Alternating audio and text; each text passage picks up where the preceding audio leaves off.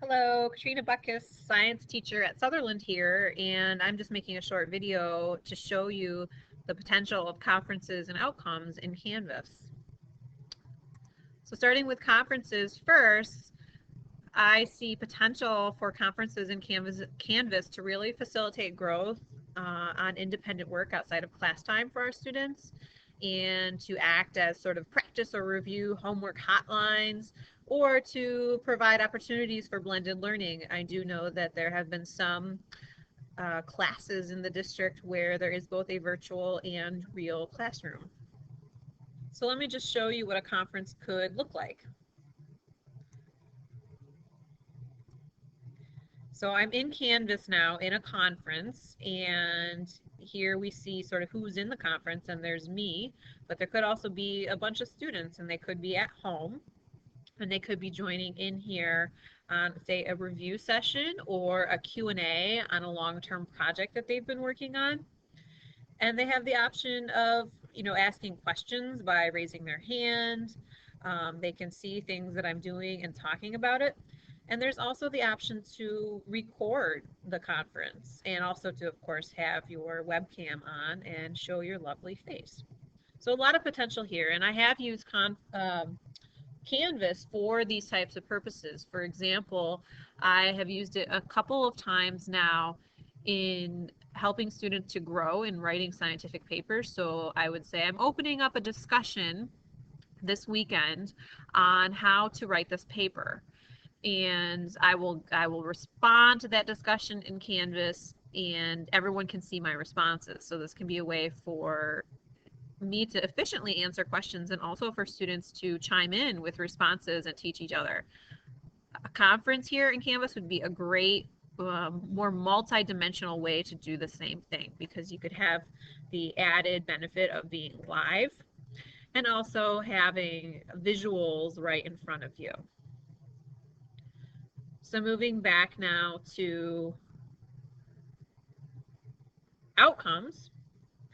And outcomes have great potential in Canvas for helping us to track and monitor progress on standards across multiple assessments.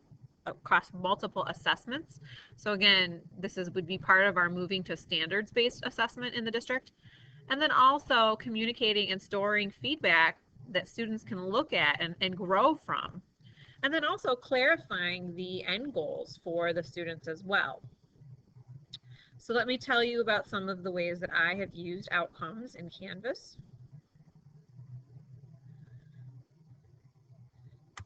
So I have developed rubrics here for writing scientific papers. And when a student goes to submit their paper or goes to receive feedback on their paper, they can view the rubric and they can view my feedback here. For example, I wrote to the student, this is a nice but perhaps a bit long of a title. And what is nice is that you could be setting these criteria in a more general way. So they could be set as New York State Living Environment standards, and then the student can see how they did on that standard over multiple assessments.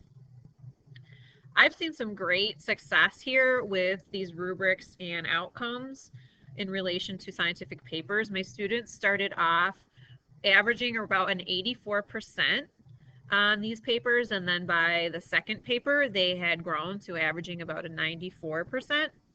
So I think a big part of that was that they had these standards on these rubrics, and they were digital, and they could see my feedback on their first draft and then grow from there. So definitely a lot of potential for using outcomes to have a lot of growth in our students, especially in a standards-based grading situation. That concludes my little cheerleading session for Canvas. I am a big fan. I have only but started to scratch the surface of how to make this work to foster my students' growth. And I see it as a tremendous expansion beyond the classroom in terms of getting our students those next generation skills to be moving also towards the district initiative as well.